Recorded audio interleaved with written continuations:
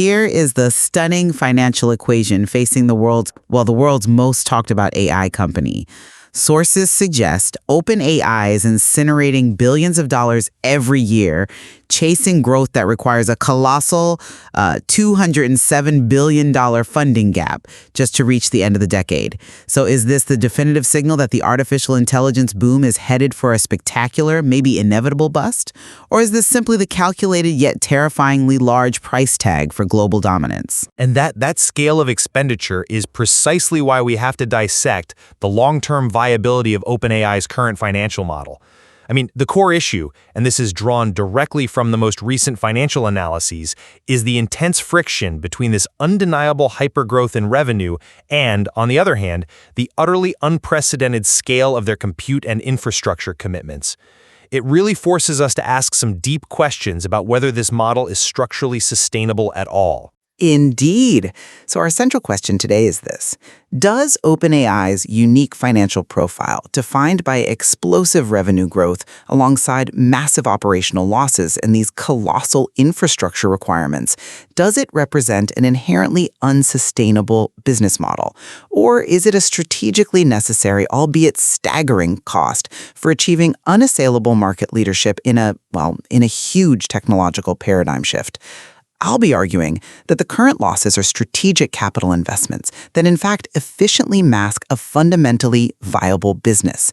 And this viability is really underpinned by strong unit economics in their key products, all secured by very durable and motivated external financing. And I'll be taking the opposing view. I think the sheer magnitude of the projected financial deficit, and of course the immense compute commitments, demonstrate a structural, perhaps inescapable, dependency on continuous, massive capital injection. This makes the long-term viability of the whole enterprise highly speculative. It's dependent on achieving very uncertain cost reductions and monetization goals that have, frankly, never been sustained by a private company at this scale before. You know, this narrative of imminent failure or structural collapse is frankly a simplification. It entirely misunderstands the mechanics of this technological race. We have to view OpenAI as being in a state of subsidized hypergrowth. If we just look at the top-line numbers, the revenue story is undeniable.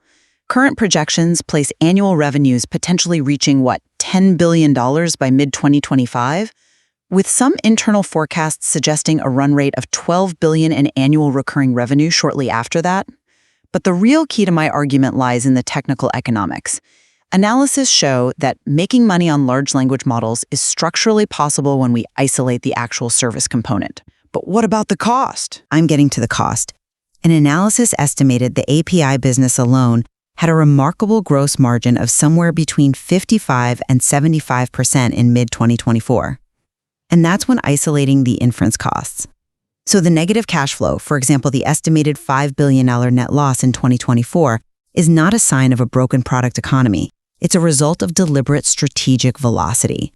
Spending massively on long-term R&D, on data center acquisition, and locking in enormous compute commitments that may reach $1.4 trillion by 2033.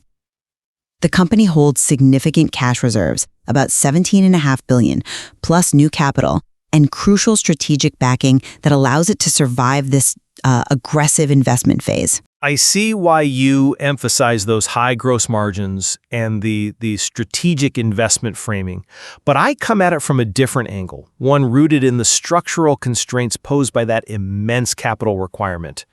Focusing solely on revenue growth, well, it ignores the staggering debt incurred to generate that growth in the first place.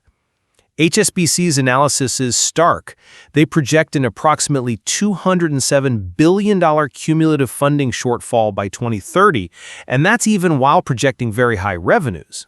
That $207 billion figure is definitely the headline grabber. It is, because it's driven by enormous projected cloud and AI infrastructure costs, estimated at $792 billion just between late 2025 and 2030. I mean, think about that comparison. In the 90s, when Amazon or Google built their first massive data centers, they could eventually finance that infrastructure through cash flow from already successful services. OpenAI is fundamentally dependent on continuous massive debt or equity injections before it can even prove the long-term profitability of its core assets. They're burning cash rapidly. Some estimates suggest $2.5 billion in cash burn in the first half of 2025 alone. The sheer cost of compute, just basic inference, is estimated at $700,000 a day. That suggests the foundational business model is intrinsically capital-intensive. The pressure to sustain $40 billion in annual costs to meet their ambition just requires spectacular, unproven gains in efficiency. I think we need to contextualize what we mean by that $207 billion figure and, what it represents. I'm just not convinced that you can simply wave away this level of financial demand as strategic expense. This funding gap introduces a genuine systemic risk. That $207 billion shortfall is tied directly to this gargantuan long-term commitment to infrastructure, potentially mounting to that $1.4 trillion in total compute spend by 2033. This level of dependence means OpenAI must continually raise capital on a historic scale. It exposes the entire enterprise to severe financial instability if investor appetite wavers or if the global economic climate shifts. A conventional path to profitability just seems years away. That's an interesting point, and the systemic risk is certainly real. However, I would frame that $207 billion differently. Rather than viewing it as a guaranteed failure, it functions more as a high-end roadmap. It details the necessary scale of monetization and capital required for them to achieve total dominance. It identifies the goal, not the collapse.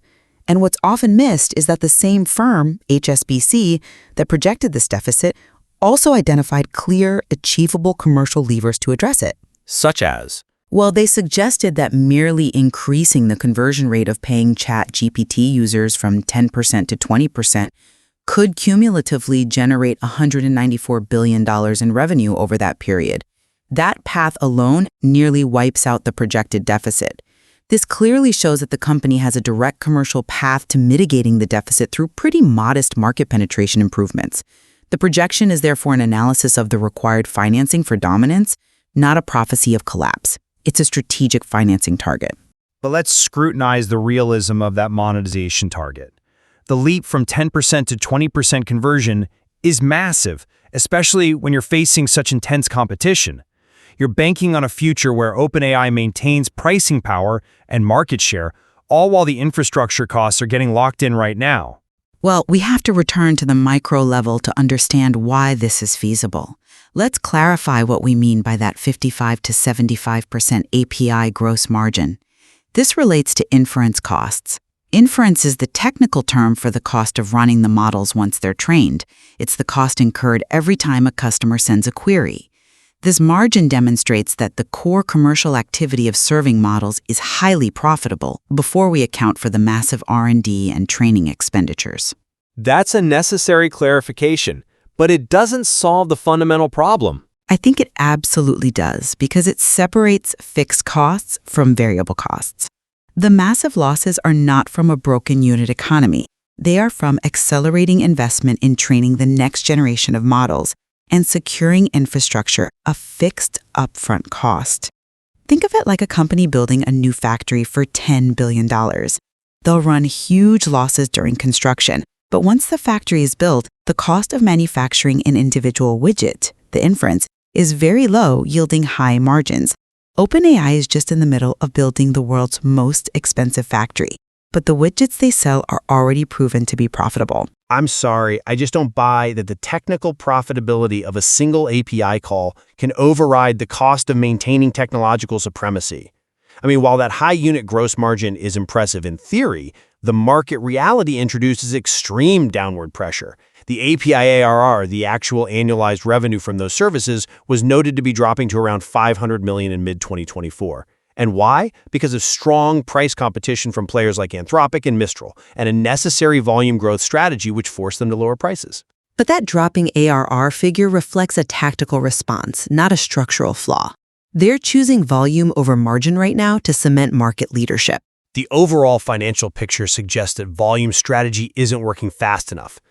Total costs were estimated between $7 and $9 billion against revenue of only $3.5 to $4.5 billion in 2024. That gap is widening. It suggests the high unit profitability is entirely offset by the necessity of constant, expensive innovation required to fend off those very competitors.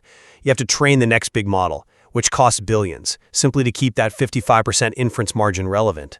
The cycle of capital expenditure is just relentless. And the relentlessness of that CapEx cycle is precisely why the strategic agreements with cloud providers are not a liability, but an essential shield. Let's talk about that strategic shield, because I view it as an enormous structural cost burden. The dependence on partners like Microsoft creates an elevated cost environment. The mega agreements, like the potential $250 billion commitment with Microsoft, they secure critical compute capacity. Yes, but they also lock in elevated cost profiles. This isn't charity. This structure dictates that OpenAI must remain systemically important to protect its backers' own enormous bets, which just increases the pressure for hypergrowth and capital expenditure. They can't afford to fail, but they also can't afford to stop spending. I see that completely differently. I view this backing as the ultimate guarantee of short to medium-term viability. It effectively shields the company from the immediate threat of insolvency that usually dogs startups with this kind of cash burn. But the cost of that shield is the dependency itself. But that dependency is reciprocal. The failure of OpenAI would have catastrophic consequences for giants like Microsoft's Azure, for Nvidia's supply chain, for Oracle's AI cloud ambitions. The analysis highlights this. So there is an extreme incentive for these players to continually fund and provide infrastructure access at a scale no traditional venture fund could manage.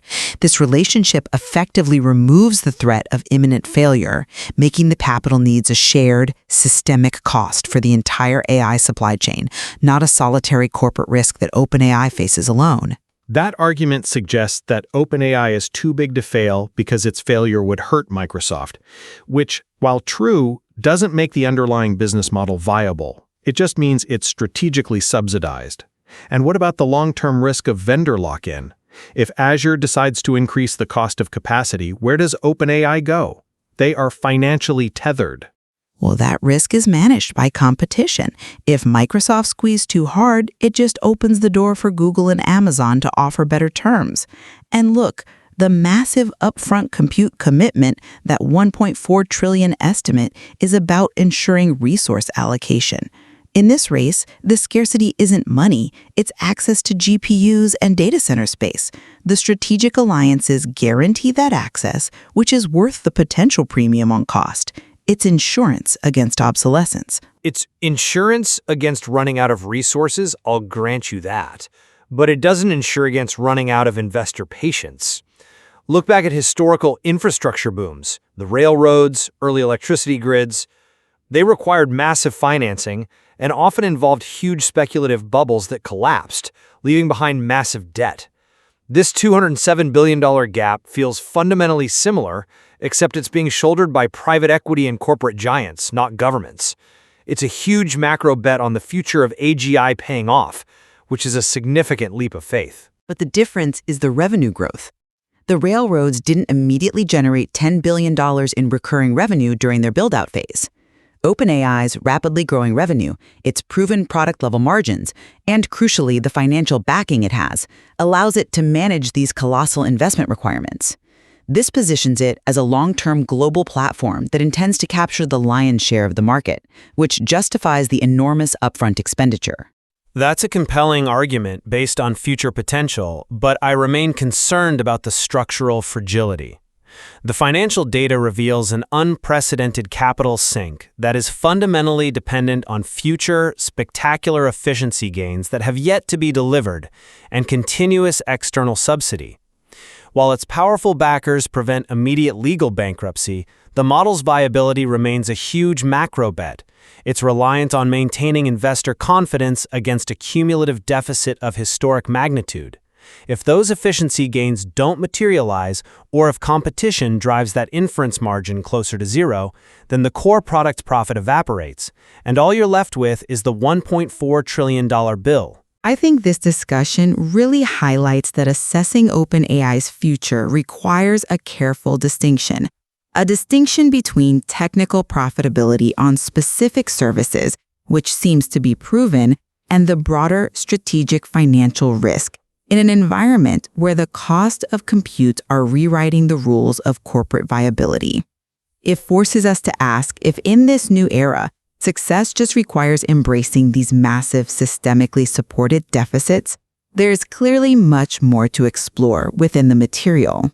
And whether those efficiency breakthroughs will ever truly outpace the exponential appetite for ever larger, more costly models. We invite you to continue studying this fascinating material. Thank you for joining the debate. This discussion was brought to you by Lee Podcast de Philippe. If you find value in these complex discussions, please help us to reach 2,000 subscribers and share our podcast with others.